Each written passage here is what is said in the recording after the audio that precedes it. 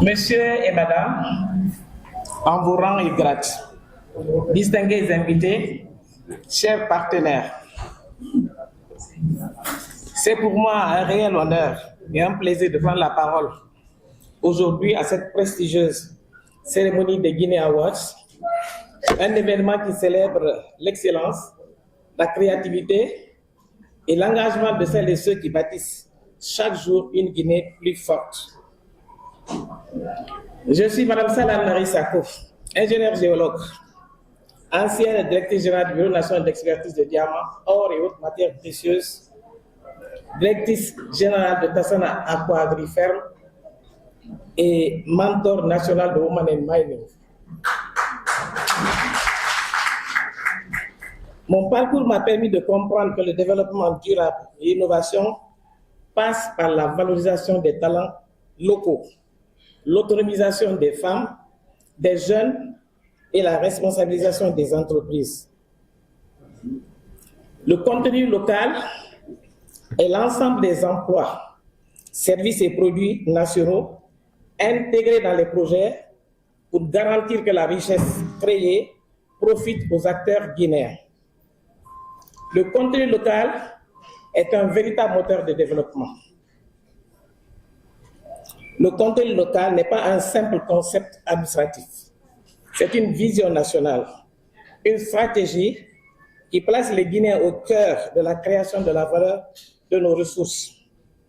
Il s'agit de former, recruter et promouvoir la main-d'œuvre locale, soutenir et encourager nos petites et moyennes entreprises dans les chaînes d'approvisionnement, promouvoir l'innovation, renforcer les capacités techniques, managériales et technologiques des acteurs locaux dans chaque secteur, encourager la production et la transformation de nos produits sur place pour augmenter la valeur absolue. En résumé, le contenu local repose sur 4 piliers et concerne tous les secteurs d'activité, pas seulement les mines. C'est intéressant de dire que le contenu local n'est pas spécifique aux mines, c'est transversal.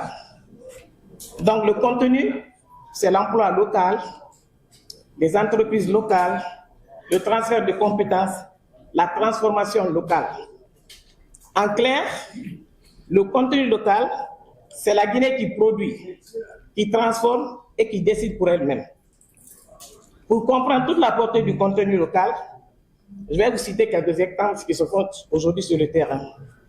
La Fondation Djamila, dans la formation et l'accompagnement de 3000 femmes et 2000 jeunes pour leur autonomisation dans le milieu rural, le long du corridor Simandou et le long aussi du corridor nord. La transformation du cacao en chocolat par Zenab Cacao, grâce à un financement de la Banque mondiale. Dans la teinture, Firsi, qui œuvre à la promotion et à la valorisation de l'artisanat guinéen, en collaborant avec des artisans dans ce domaine pour le Made in Guinée. Dans l'agroforesterie, plusieurs initiatives locales associent agriculture, élevage et préservation de la biodiversité. Ces initiatives prouvent qu'il est possible de produire sans épuiser les sols, sans détruire la forêt, tout en maintenant des revenus durables pour les familles rurales. Dans la pisciculture, des projets innovants émergent à travers le pays. Là, je citerai mon exemple, parce que donc la ferme Tassana Aqua Agri-Ferme, un modèle intégré où la pisciculture, l'agriculture et l'élevage fonctionnent en synergie. L'eau des bassins piscicoles fertilise les cultures. Les déchets organiques servent d'aliments naturels. Dans un cycle complet, rien ne se perd, tout se transforme. Ces types d'initiatives incarnent parfaitement le contenu local dans sa dimension la plus concrète. Créer de la valeur ici, à partir de nos propres ressources et avec nos propres compétences. En tant que mentor national de Women in Mining, je plaide pour une inclusion accrue des femmes dans tous les secteurs productifs.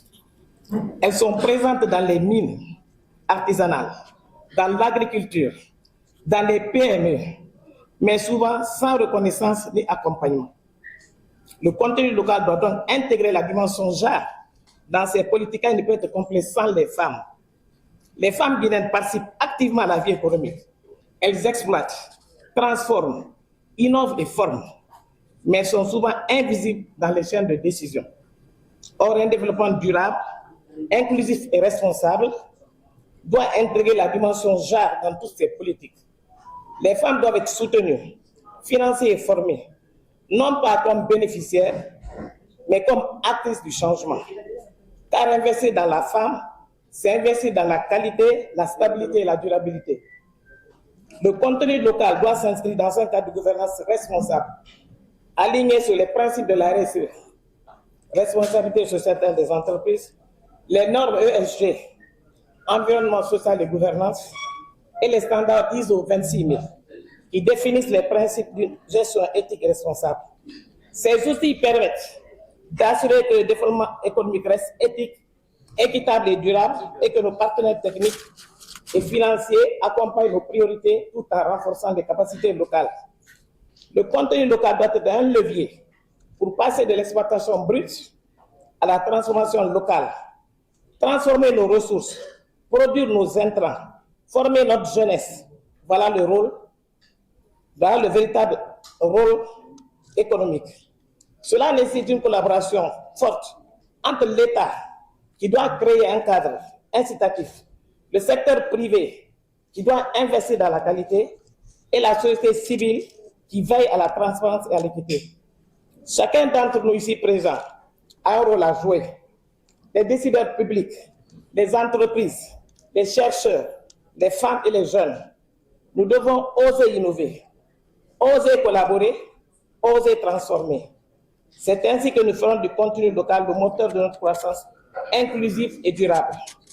Mesdames et messieurs, le contenu local, c'est bien plus qu'une politique économique.